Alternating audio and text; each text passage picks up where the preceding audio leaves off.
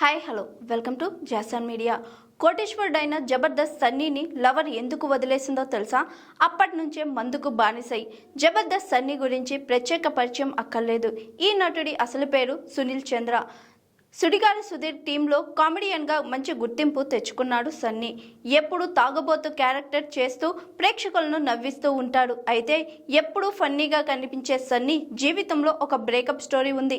8 ఏళ్ల పాటు ప్రేమించిన ఒక అమ్మాయి అతన్ని సడన్ గా వదిలేసి వెళ్లిపోయింది. వేరొకరిని పెళ్లి చేసుకుంది. ఆ అమ్మాయి సన్నీని మర్చిపోయినా ఈ జబర్దస్త్ కమెడియన్ మాత్రం ఇప్పటికీ ఆమెనే తలుచుకుంటూ ఉన్నాడట.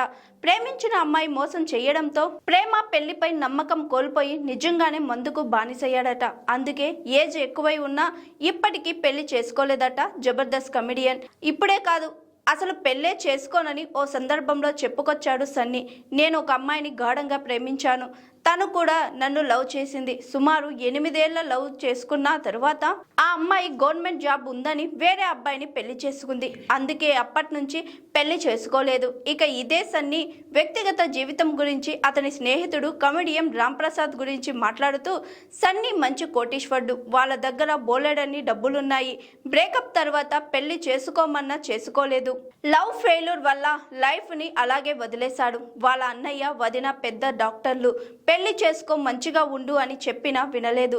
లైఫ్లో అన్నీ వదిలేశాడు.